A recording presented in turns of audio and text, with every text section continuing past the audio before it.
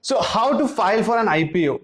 Over the last so many years, we've had so many retail investors and everyone is excited to invest in IPOs. Whether it's for short term, just invest as soon as the IPO is launched, get your shares out and make a small profit.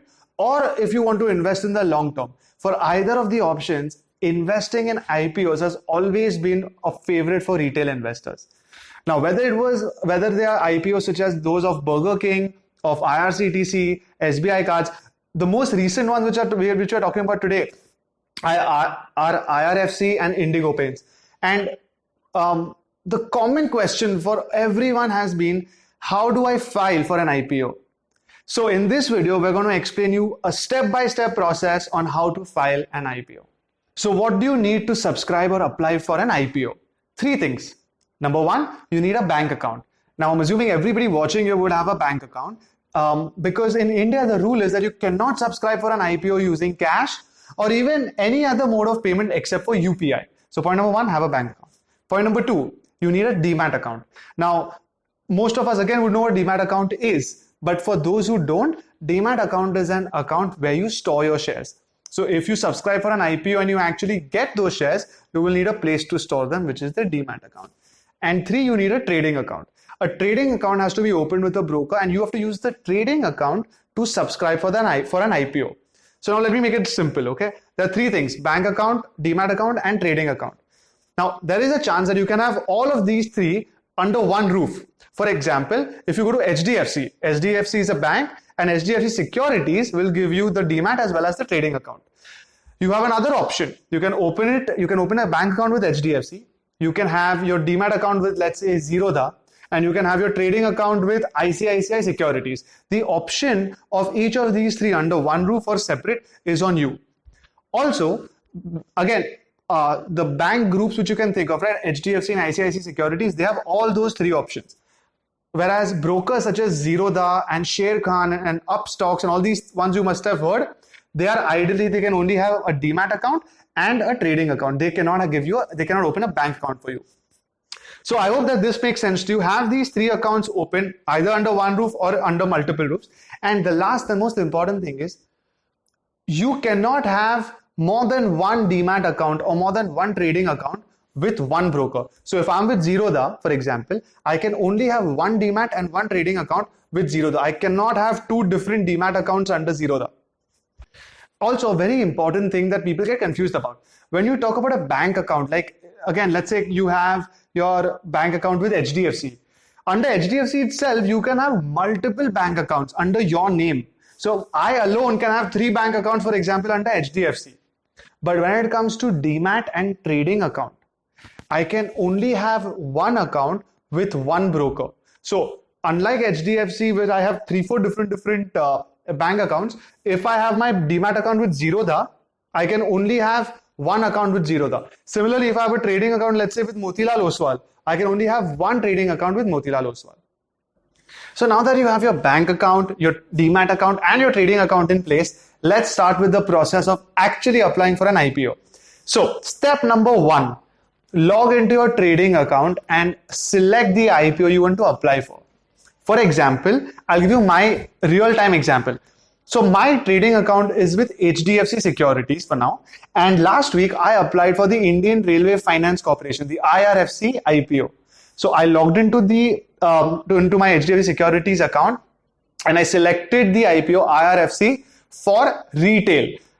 You will find it could be for employees, maybe for high net worth individuals. You will have to select what applies to you. For most of us, it would be retail. So I selected that. Step number 1. Step number 2, I have to select the minimum amount of shares, or they call them lots, that I want to apply for. Now, what does that mean? So IRFC decided that they want to give a minimum amount of 575 shares to every single person who applies. Which means if I apply, I have to take a minimum of 575 shares. That is one lot, right? So first of all, I'm not allowed to apply for shares lower than 575 because that is decided by the company as a lot. I can select multiple lots. So depending on how much you want to invest, you will select how many lots.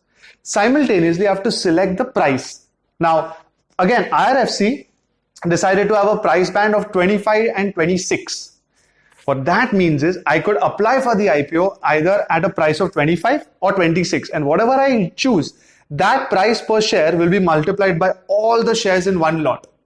So the net effect, understand, okay, 575 shares multiplied by the price which I chose, which is 26, was coming close to some 15,000 rupees for one lot.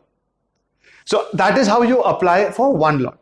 Step number 3, fill in your personal details and verify that it's you. And step number 4, now whatever amount you have actually decided to invest in the IPO, that amount has to be in your bank account, obviously. So in, again, IRFC example, if I selected one lot, that is around 15,000 rupees, close to, I had to have 15,000 in my bank account.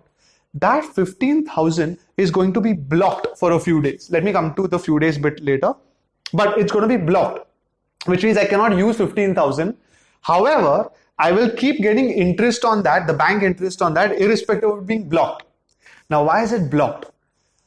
On an average, okay, in India, from the time the company is allowing outsiders to subscribe for the IPO, from that day till the time they announce who is actually allotted the IPO, there is a gap. So if I applied for IRFC last week, it will take a few days before I know whether I've actually been subscribed the shares or not. And that time period on an average is approximately within a week. So for that 1 week, right? So if I had subscribed for one lot, 15,000 rupees of my bank account has been blocked since then. When IRFC announces who all have actually been subscribed, if I have been subscribed that one lot, then 15,000 rupees from my bank account will be debited. If I have not been allotted those shares, then the block on my 15,000 will be lifted and I'm free to do whatever I want with my 15,000 rupees. So remember, it's going to be blocked based on whether you're going to receive it. If you receive the shares, the blocked amount will be debited. If you don't receive the shares, your block will basically be lifted and then you can use those funds, but you will not have received the IPO shares. So guys, that was the 4-step process of applying for an IPO. Within a few days, you'll know if you've been allotted the IPO shares or not.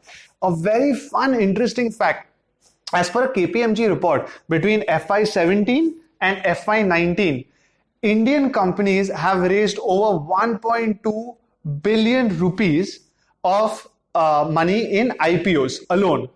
And India, on an average, every year has approximately 30 IPOs that are launched.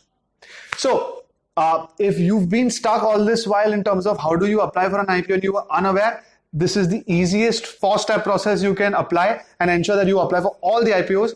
Please, as a point of disclaimer, do research on IPOs before you really subscribe to any of them.